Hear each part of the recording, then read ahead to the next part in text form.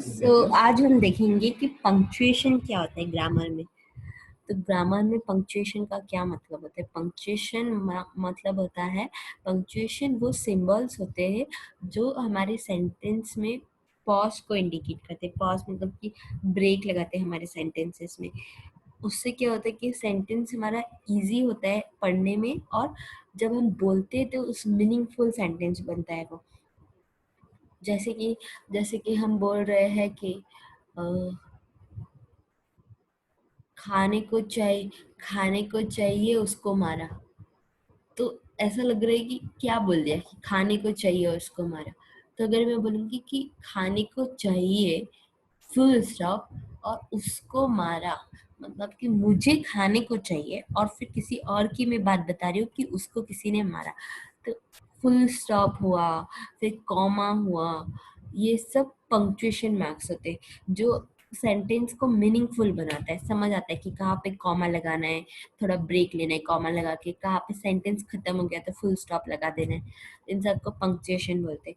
तो जो commonly used punctuation होते हैं वो होता है, फिर तो फुल स्टॉप होता है। फुल स्टॉप से हमको पता चल जाता है कि यहाँ पे एक लाइन खत्म हो गई। दूसरा होता है कॉमा। कॉमा क्या होता है कि कहीं पे हमको थोड़ा सा ब्रेक लेना है। फुल स्टॉप तो पूरा ब्रेक हो गया कि पूरी लाइन खत्म हो गई। कॉमा थोड़ा सा ब्रेक लेना है।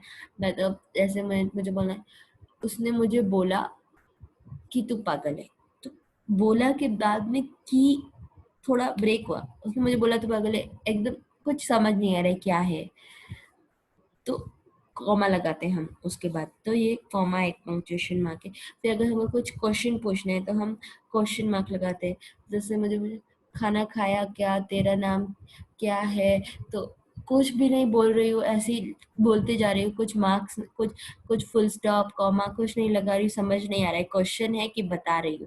तो अगर क्वेश्चन पूछ रहे हैं हम तो क्वेश्चन मार्क लगाते हैं। तो क्वेश्चन मार्क एक पंक्चुएशन होता है। फिर semi colon, colon, apostrophe. Apostrophe हमने पढ़ा था कि हम पॉजेसिव में एपस्ट्रॉफी यूज करते। तो अगर जैसे हम बोले दिस इज राहुल्स बुक, तो राहुल्स में अगर एस में मैंने अपोस्ट्रोफी नहीं लगाया तो ऐसा लग रहा है बहुत सारे राहुल है इसलिए राहुल्स लिखा है। पर अगर मैं अपोस्ट्रोफी एस लगा दूंगी तो समझ आएगा कि राहुल की बात कर। अपोस्ट्रोफी एस मतलब राहुल की। तो अपोस्ट्रोफी एस भी मीनिंगफुल बनाता है सेंटेंस को।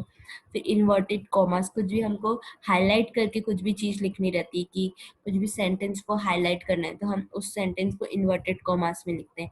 इन्वर्टेड कॉमास मतलब दो कॉमा ओपन हुआ, फिर सेंटेंस लिखा, फिर दो कॉमा क्लोज हुआ, उसको इन्वर्टेड कॉमास बोलते हैं। तो ये जो 7 यहाँ पे पूरे लिखे ये सब पंक्चुएशन मार्क्स है।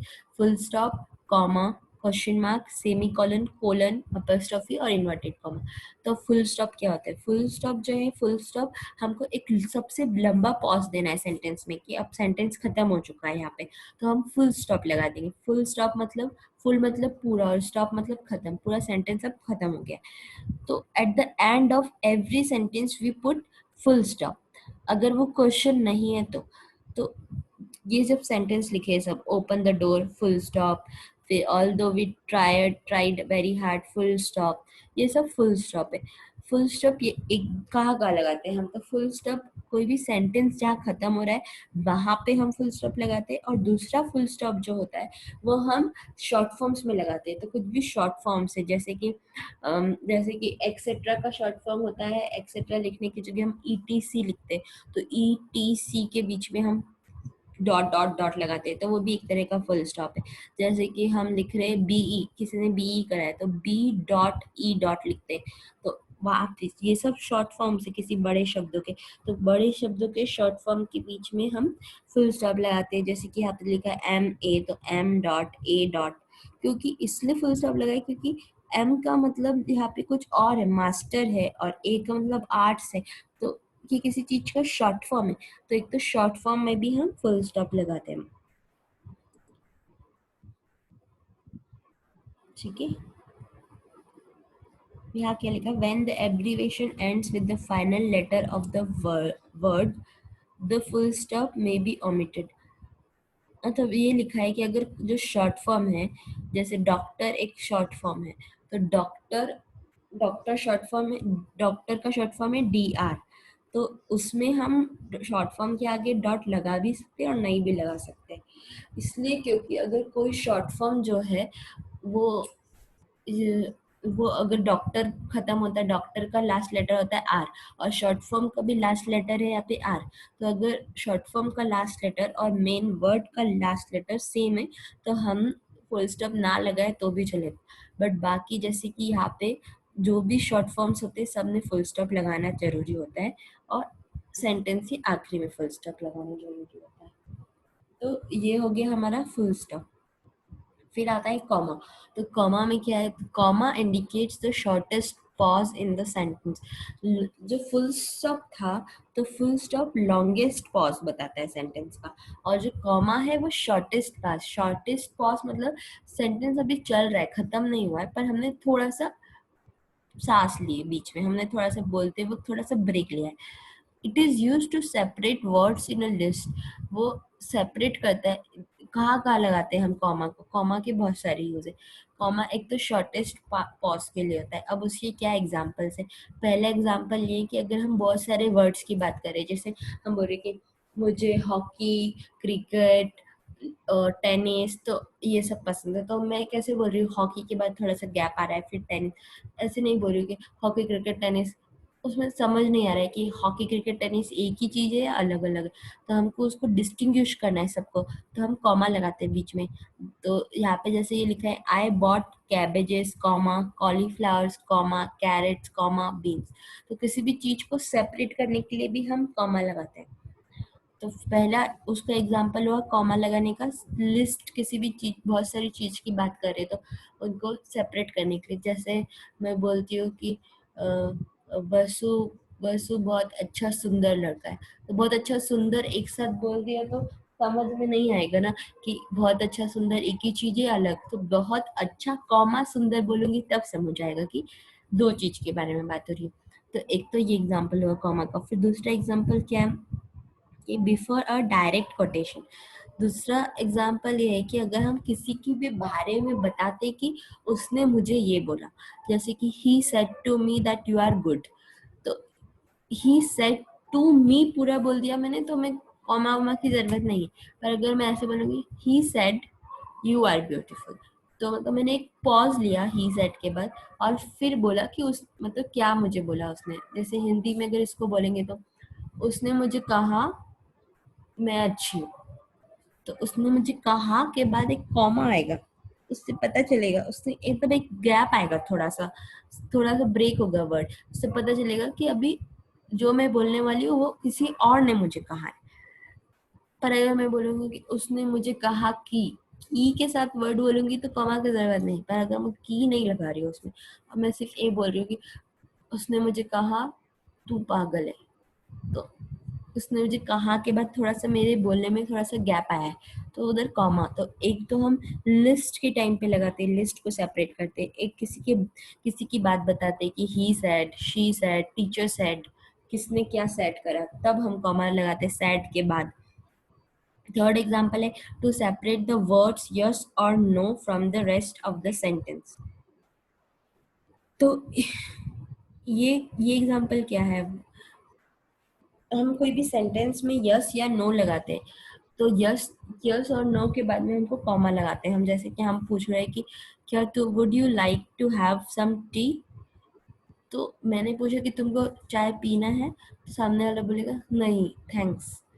नहीं थैंक्स ऐसे नहीं बोलते, नहीं के बाद थोड़ा रुकते हैं, फिर थैंक्स। ऐसे बोल रहे हम कि can Shashi visit you tomorrow, क्या शशि कल आएगी। तो उसने लिखा है yes he can come in the evening, मतलब हाँ वो आ सकती है। हाँ के बाद थोड़ा कॉमा आता है कि क्या बोल, ऐसे नहीं बोलते हाँ वो आ सकती है, हाँ वो आ सकती है। तो फिर थोड़ा गैप के लिए, पॉज के लिए, हमने शुरू में ही देखा था कि कॉमा शॉर्टेस्ट पॉज के लिए होता है। तो जहाँ भी हमको थोड़ा सा पॉज देना है सेंटेंस में, वहां हम कॉमा लगा रहे हैं यहाँ पे।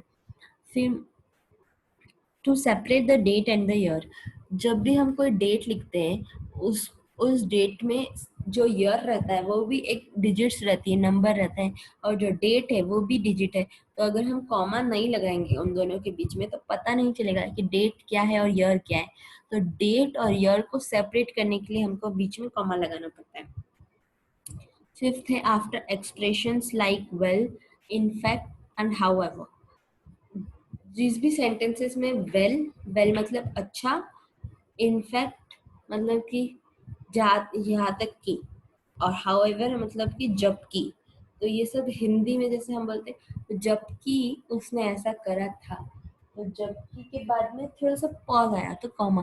तो हाउएवर और वेल और इनफैक्ट, वेल मतलब अच्छा, अच्छा तुम कर सकते हो, तो अच्छा के बाद थोड़ा सा गैप आता है हिंदी में भी। तो जैसा हिंदी वैसे इंग्लिश है, तो थोड़ा गैप देने के लिए हम क्या करते हैं, कॉमा लगाते हैं। तो वेल, इनफैक्ट और हाउएवर, इन तीनों के बाद भी कॉमा लगेगा। तो ये सब रूल्स हमको ध्यान रखना है कि कॉमा कब कब लगेगा, क्योंकि जब सेंटेंस आएंगे हमको उसको करेक्ट करना रहेगा कि कॉमा कहाँ लगाना है सही जगह पर। तो एक तो लिस्ट में हमने लगाया, फिर हम ही सेड, शी सेड, इन सब के बारे में बताते, तब हम कॉमा लगाते हैं। ही सेड, शी सेड, ये सब इसमें हम लगाते हैं। फिर वेल, इनफैक्ट, हाउएवर, इन तीन शब्द के बाद लगाते हैं। फिर डेट और ईयर को सेपरेट करने के लिए लगाते हैं हम कॉमा। और जब हम यस या नो सेंटेंस में लिखते हैं, नो, जैसे आपसे किसी ने पूछा कि आर यू मैड, तो तुम बोलोगे कि नो, आई एम नॉट। ऐसा नहीं बोलोगे no I am not, no के बाद थोड़ा गैप आएगा, फिर बोलेंगे no I am not, no I am not नहीं बोलेंगे। तो ये ये ऐसे यहाँ तक पढ़ लिया हमने कहाँ कहाँ कॉमा लगाना है। फिर सिक्स्थ रूल है इसका, टू सेपरेट टू और मोर एकेडमिक डिग्रीज। तो इसको अलग से मैं कहती हूँ कि ये सिक्स्थ रूल कुछ अलग से नहीं होना चाहिए, क्योंकि जो सिक्स्थ रूल है वो ही फर्स्ट रूल है। क्योंकि फर्स्ट रूल में हमने पढ़ा था कि कभी भी हम एक से ज्यादा चीज के बारे में बात कर रहे हैं तब उनको सेपरेट करने के लिए हम कॉमा लगाते हैं, जैसे कैबेज, कॉलीफ्लावर, कैरेट। यहाँ पर भी हम एक से ज्यादा डिग्री के बारे में बात कर रहे हैं कि BA, LLB, MA, B.Ed, तो बहुत सारी चीजों के। तो कॉमा नहीं लगेंगे तो पता कैसे चलेगा कि क्या क्या है। अगर BA, LLB सब साथ में लिख दूंगी तो पता नहीं चलेगा ना कौन सी डिग्री कहाँ खत्म हो रहा है। तो लिस्ट को डिस्टिंग्विश करने के लिए हम कॉमा लगाते ही है, ये हम पढ़ चुके हैं। सेवेंथ में क्या लिखा है, सेवेंथ में after salutation and complimentary ending in letters. Salutation का मतलब होता है जो भी हम ऐसे लगाते हैं ना, डियर, रिस्पेक्टेड, और yours, yours sincerely, yours faithfully. ये सब जो भी, जैसे हम लेटर लिखते हैं तो हम लिखते हैं थैंकिंग यू, फिर उसके बाद कॉमा लगाते हैं। या फिर अगर हम शुरू में लेटर लिख रहे dear father comma, respected teacher comma, तो जो भी सैल्यूटेशन होते हैं ना, जिसमें हम किसी को सैल्यूट कर रहे हैं कि डियर बोल के या रिस्पेक्टेड या योर्स, ये सब, उन सब चीजों में हम ये लगाते हैं, लास्ट में कॉमा लगाते हैं। तो ये डियर, डियर, डियर, रिस्पेक्टेड, ये सब सैल्यूटेशन होते हैं। और योर्स फेथफुली, योर्स सिंसियरली, ये सब एंडिंग है किसी चीज की। तो इन दोनों चीज के बाद भी हम कॉमा लगाते हैं। तो ये तो हमको नॉर्मल पता ही है, हम लेटर लिखते समय कॉमा लगाते हैं। फिर टू सेपरेट क्वेश्चन टेक्स्ट, एक एक कॉमा हम कब लगाते हैं, जब हम कुछ सेंटेंस बोल रहे हैं और उसमें क्वेश्चन पूछ रहे हैं। मतलब हम बोल रहे हैं कि वो आज आ रहे हैं, क्या वो, क्या वो ऐसे बोलेंगे ना कि तूने खाना खाया, खाया क्या। तो थोड़ा सा खाना खाया और खाया क्या में गैप आया है, ऐसा नहीं बोल रहे तूने खाना खाया, खाया क्या। उसका ऐसे मिला के बोल देंगे तो ऐसा लगेगा तूने खाना खाया, क्या खाया, ऐसा लग रहा है क्या खाया ये पूछ रहे हैं। पर अगर मैं बोलूंगी तूने खाना खाया, खाया क्या, तो लग रहा है कि गैप आ रहा है। तो गैप में हम कभी भी, तो इंग्लिश के सेंटेंस को भी ऐसे हिंदी के जैसे पढ़ के हमको देखना है और सोचना है कि कॉमा कहाँ लगेगा। तो अगर इसको हम पढ़ेंगे, they are not coming today, are they, वो नहीं आ रहे हैं आज, क्या वो पूछ रहा है वो कि नहीं, मुझे तो लगता है नहीं आ रहे, पर आ रहे हैं क्या। तो दोनों सेंटेंस के बीच में कॉमा आएगा। तो ये सब कॉमा के रूल थे। इसके पहले हमने देखे थे फुल स्टॉप, फुल स्टॉप के बाद अभी हमने सारे कॉमा कहाँ कहाँ लगना चाहिए वो रूल्स देखे। फिर एक होता है हमारा अपस्ट्रॉफी, जो पजेसिवनेस दिखाता है। अपस्ट्रॉफी हमको पता ही है कहाँ कहाँ लगाना रहता है। जैसे अपस्ट्रॉफी एक तो हम पोजीशंस में लगाते हैं कि राहुल, वेदांश, मदर्स, फादर्स, इन सब में लगाते हैं हम अपोस्ट्रोफी। और दूसरा एक अपोस्ट्रोफी होता है जो पजेसिवनेस नहीं दिखाता है, हम वर्ड्स को छोटा करने के लिए लगाते हैं। जैसे अगर मुझे लिखना है डू नॉट, तो अगर डायरेक्ट में डू, डी ओ और एन ओ टी नॉट ऐसे भी लिख सकती हूँ, पर उसको कॉन्ट्रैक्ट करना है, कॉन्ट्रैक्ट मतलब छोटा करना है उस वर्ड को। तो कॉन्ट्रैक्ट करने के लिए मैं कैसे लिख सकती हूँ, don't, D O, D O N और फिर ऊपर अपस्ट्रॉफी लगा दूंगी और टी, तो डोंट। वैसे ही कैन नॉट लिख सकती हूँ, पर छोटा करने के लिए क्या लिख दूंगी उसको, कांट। तो कांट कैसे लिखेंगे कि सी ए एन और ऊपर अपस्ट्रॉफी आ जाता है। तो अपस्ट्रॉफी एक तो पजेसिवनेस में लगाते हैं और दूसरा हम वर्ड्स को छोटा करने के लिए लगाते हैं। तो ये भी एक तरह का पंक्चुएशन है। अगर ऐसा लिखा हुआ है कहीं पे सी ए एन टी, तो ये उसको पढ़ेंगे तो कांट, पर वो गलत है क्योंकि उसमें ऊपर अपोस्ट्रोफी नहीं है एन के ऊपर। तो हमको सेंटेंसेस में ये भी चेक करना है कि अपोस्ट्रोफी कहाँ लगेगा कहाँ नहीं। अब यहाँ पे ये जो क्वेश्चन है बी वाला, उसमें बोल रहा है री right the sentences with commas, semicolon, commas और ये सब पंक्चुएशन लगाना है, फुल स्टॉप और ये। पर ये इमेज इतनी क्लियर नहीं है तो समझ नहीं आ रही सेंटेंस। जैसे ये लिखा है वाई आर यू, मुझे नहीं समझ आ रहा है ये, हम लोग बाद में नेक्स्ट वीडियो में हम एक्सरसाइज देखेंगे बी क्वेश्चन का। सी में लिखा है री right the sentences correctly with epistrophe, मतलब सेंटेंसेस लिखे और हमको इसको करेक्ट करने एपिस्ट्रॉफी से, कहाँ पे एपिस्ट्रॉफी लगना चाहिए। अब जैसे कि फर्स्ट सेंटेंस जो है इसमें लिखा है अभ्यास, अभ्यास बुक हैज बीन स्टोलन। तो ये बोल रहा है कि अभय, अभय की बुक चोरी हो गई। अभय कुछ नहीं होता है, वेदांश कुछ, बहुत सारे वेदांश नहीं है, ऐसे बहुत सारे अभयस नहीं है। अभय की बोलना है, तो अभय की बोलने के लिए अभय के बाद अपोस्ट्रोफी आना चाहिए और फिर एस आना चाहिए। तो यहाँ पे अपोस्ट्रोफी मिसिंग है, तो इसको मिसिंग को हम सही कर देंगे, हम एस के पहले अपोस्ट्रोफी लगा देंगे तो ये सेंटेंस करेक्ट हो जाएगा। सेकेंड सेंटेंस जो है उसमें है this boys aren't interested in football. This boys, boys के बारे में बात करें। अब बॉयज में ऑलरेडी एस आता है, तो इसको पजेसिव बनाने की जरूरत नहीं है, क्योंकि हम बॉयज की किसी चीज की बात नहीं कर रहे कि बॉयज का फुटबॉल, या हम बोल रहे कि ये बॉयज फुटबॉल में इंटरेस्टेड नहीं है, सारे बॉयज की बात करें। पर उनकी बॉयज की किसी चीज की कर रहे होते तो हम एस के बाद लगाते, पर हम चीज की नहीं कर रहे, उनके एक नेचर की कर रहे। पर आरंट जो है उसमें, आरंट जो है एक कॉन्ट्रेक्शन है कि आर नॉट का, आर नॉट की जगह हमने आरंट लिखा है। तो आरंट लिखने के लिए हम कैसे, एन के बाद एपोस्ट्रोफी आता है हमेशा कॉन्ट्रेक्शंस में, जैसे डोंट, कांट। तो आरंट में भी एन फिर अपोस्ट्रोफी और फिर टी आएगा, पर यहाँ पे एन और टी के बीच में अपोस्ट्रोफी मिसिंग है, तो एन के बाद अपोस्ट्रोफी आ जाएगा। फिर वर, एक ये समझ नहीं आ रहा है मुझे। जैसे ये लिखा है वेयर इज अनुजास बैग, अनुजा का बैग कहाँ है, तो अनुजा का लिखने के लिए अनुजा के बाद अपोस्ट्रोफी आएगा फिर एस आएगा, तो यहाँ पे अपोस्ट्रोफी मिसिंग है। Mrs. Jane won't be discharged from the hospital today. तो मिसेस जेन, मिसेस जेन वॉन्ट, वॉन्ट में WONT लिखा है, WON फिर अपोस्ट्रोफी आएगा एन के बाद और टी आएगा। नॉट जो होता है NOT, उसका हमेशा कॉन्ट्रैक्शन होता है एन अपोस्ट्रोफी टी। तो कैन नॉट में भी हम एन अपोस्ट्रोफी टी लगाते हैं, आरएंट में हम एन अपोस्ट्रोफी टी। वैसे ही WNT में WONT की जगह WON अपोस्ट्रोफी टी लगाएंगे। तो अभी तक हमने क्या देखा है, अभी तक हमने देखा है कि फुल स्टॉप, फुल स्टॉप कब कब लगाना है, ये फुल स्टॉप है। फिर हमने देखा है कि कॉमा कब कब लगाना है। कॉमा एक तो हम बहुत सारे लोगों, जैसे बहुत सारी चीज के बारे में बात कर रहे हैं, जैसे वेदांत, बहुत सारे नाम लिख रहे हैं यहाँ पे, तो हम डिस्टिंग्विश करेंगे कि बहुत सारे लोगों की बात है, तब कॉमा लगाना है। फिर मैं कुछ भी डेट लिख रही हूँ, जैसे कि जून 16 1992 लिख रही हूँ, तो कैसे पता चलेगा कि क्या डेट है क्या यार है, तो डेट के बाद कॉमा लगाना है। फिर और भी कुछ एग्जाम्पल्स हमने देखे।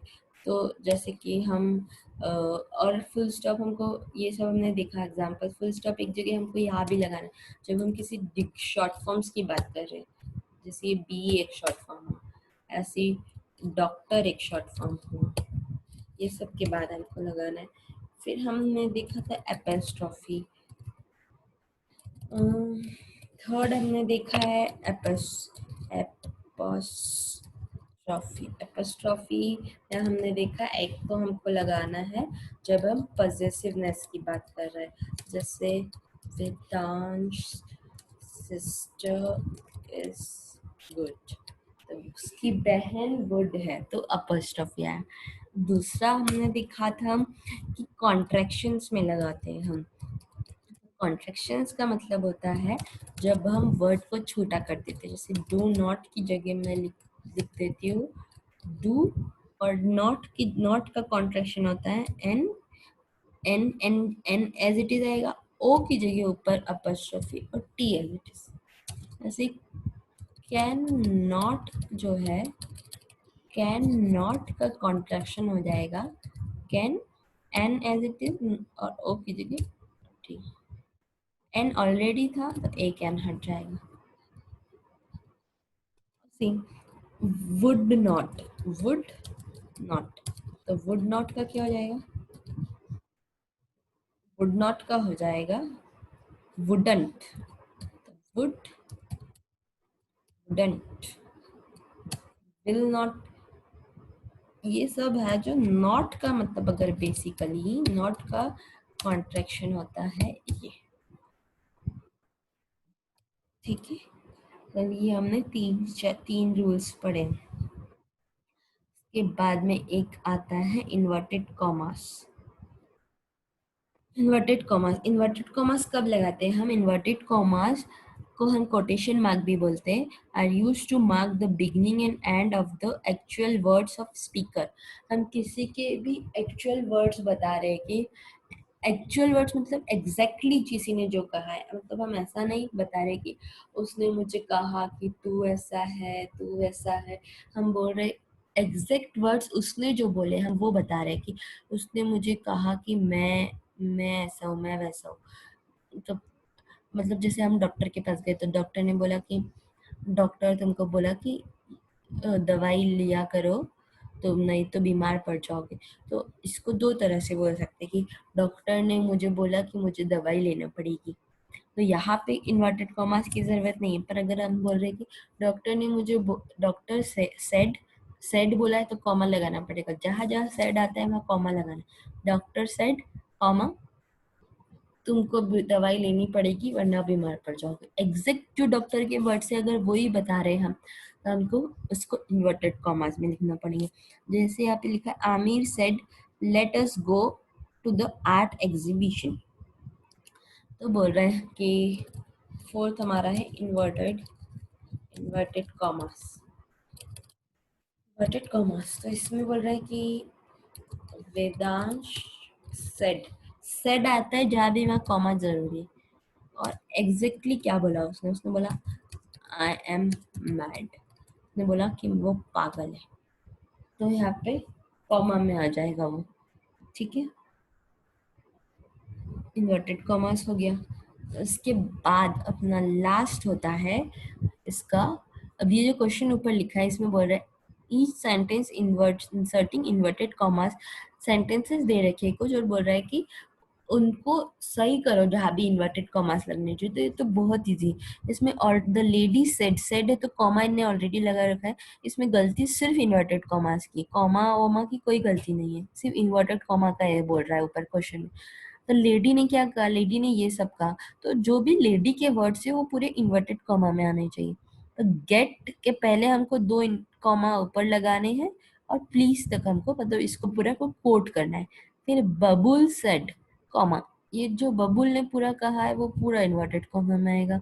महेश सेड, सेड के बाद कॉमा आएगा, नहीं Mahesh said to his mother, mother को उसने कहा कॉमा, ये बोला उसने उसकी मदर को will you help me with homework, तो will you help me with homework पूरा इन्वर्टेड कॉमास में आ जाएगा। ऐसे ही सेड, उसने इतना कुछ कहा, ये पूरा इन्वर्टेड कॉमा में। The teacher asked me, teacher ने क्या पूछा, जो भी पूछा इन्वर्टेड कॉमा में। तो बस हमको जो भी कॉमा के बाद दिख रहा है उस सब को हमको इन्वर्टेड कॉमा में कोट कोट करना है। फिर है कैपिटल लेटर्स। कैपिटल लेटर्स क्या है, कैपिटल लेटर्स भी एक पंक्चुएशन का पार्ट होता है, सेंटेंस को सही दिखाता है वो। तो कैपिटल लेटर कब कब हम लगाते हैं सेंटेंस में, एक तो कोई भी हम सेंटेंस स्टार्ट कर रहे हैं उसका फर्स्ट लेटर हमेशा कैपिटल होना चाहिए, फर्स्ट रूल है इसका। दूसरा है, हम किसी भी नाउन के बारे में बात कर रहे हैं, नाउन मतलब name of a person, name of a place, animal का नेम, किसी भी चीज के नाम की बात कर रहे हैं, तो हमेशा किसी भी चीजों के नाम, कुछ भी चीज हो उसका हर हमेशा सबके नाम का फर्स्ट लेटर कैपिटल होता है। सेकंड है, जब भी हम कोई प्रोनाउन लिख रहे हैं, प्रोनाउन मतलब ही, शी, आई, यू, ये सब प्रोनाउन है। तो प्रोनाउन भी कभी भी स्मॉल आई नहीं लिखते हम, आई एम को हमेशा कैपिटल आई लिखते हैं, प्रोनाउंस हमेशा कैपिटल लिखते हैं।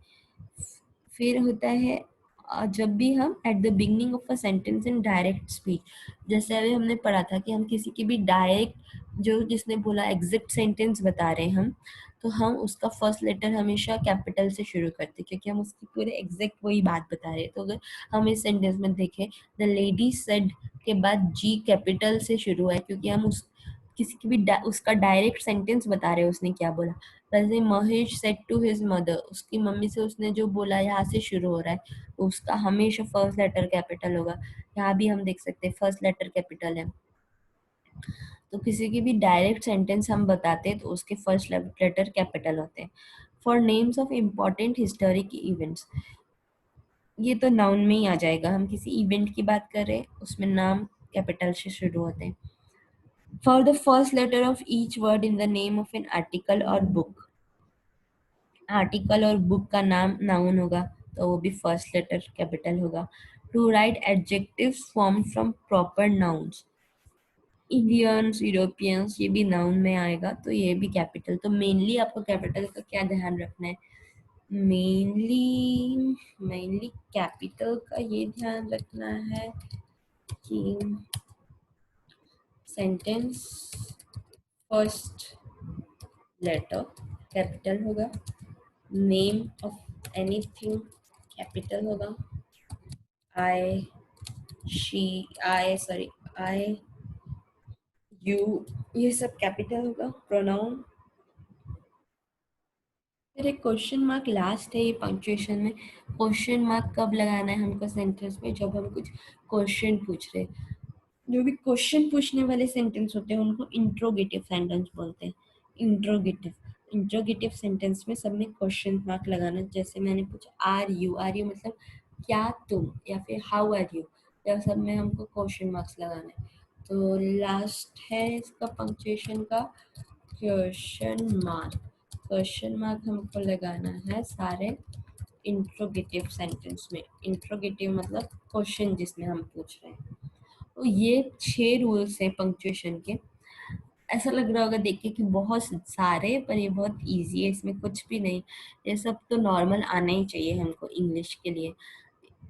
जैसे हमको फर्स्ट लेटर सेंटेंस का हमेशा कैपिटल होना चाहिए, हमको पता है सबका नाम का फर्स्ट लेटर कैपिटल होना चाहिए, कुछ पूछ रहे तो क्वेश्चन मार्क होना चाहिए, किसी की बात बता रहे एग्जैक्टली तो कोट्स में होना चाहिए, एपिस्ट्रोफी हमको पता है कि पॉजिटिव में होना चाहिए, तभी इसका उस सेंटेंस का अर्थ तभी समझ आएगा, वरना कुछ समझ नहीं। यहाँ पे अगर ये एपिस्ट्रोफी हटा दूं मैं और एपिस्ट्रोफी हटा के ऐसा लिख दूं तो ऐसा लग रहा है कि ये ही किसी का नाम है, पर ये नाम नहीं है, हम तो उसके बारे में बात कर रहे हैं। तो एपिस्ट्रोफी।